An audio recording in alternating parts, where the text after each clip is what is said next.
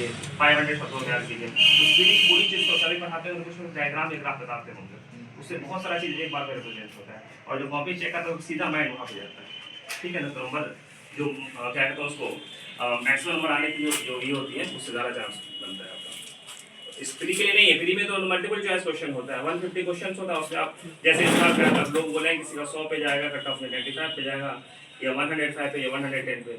लेकिन जब आपको डिटेल में क्वेश्चन लिखना होता है, ठीक है ना, जब आपको लिखना पड़ेगा कि कोई टॉपिक आपको दे दिया उसको 200 शब्दों में लिखो, 500 शब्दों में लिखो, फिर उसमें आपकी ये कैपेबिलिटी काम आएगी।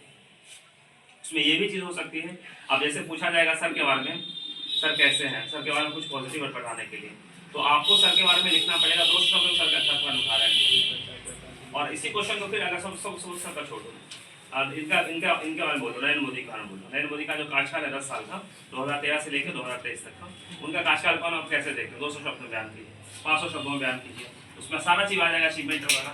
फिर उसी क्वेश्चन को पलट देगा आपसे, पूछे उनके उनके फेलियर का बताइए, तो आपके अंदर उतनी कैपेबिलिटी होनी चाहिए, उसी तरह से उसी चीज़ को आप वैसे भी एक्सप्लेन कर सकें, उतनी स्ट्रॉन्ग पॉइंट पे। और आपका आर्गूमेंट पे आपको बोलना है, वो क्या कहते हैं उसको, भक्ति और वो क्या कहते हैं उसको, वो सब चीज़ नहीं होना चाहिए। आप जो यूपीएससी की तैयारी करने वाले लड़के होते हैं या ये होते हैं, उनका जो हर चीज़ होता है बेस, वो आर्गूमेंट पे बेस होना चाहिए, वो फैक्चुअल डाटा पे बेस होना चाहिए, किस बेस पे आप इस चीज़ को कह रहे हैं, ठीक है ना।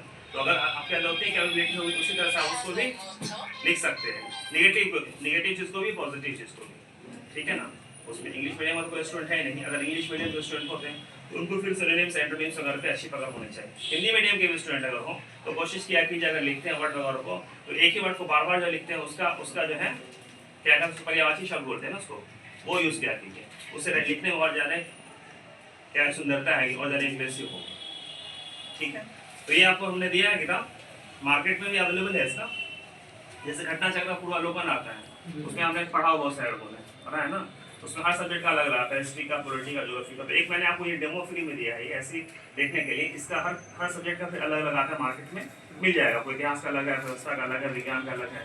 सर जैसे जैसे पढ़ाते जाएंगे, जैसे सर ने इतिहास पढ़ा दिया तो इतिहास का एक बुक मार्केट से आप ले लीजिए, कहीं से ले लीजिए उसको, ठीक है ना। उससे क्या हो, इतिहास से रिलेटेड जितने भी क्वेश्चन हो गए 10 साल 15 साल का, सब होना चाहिए।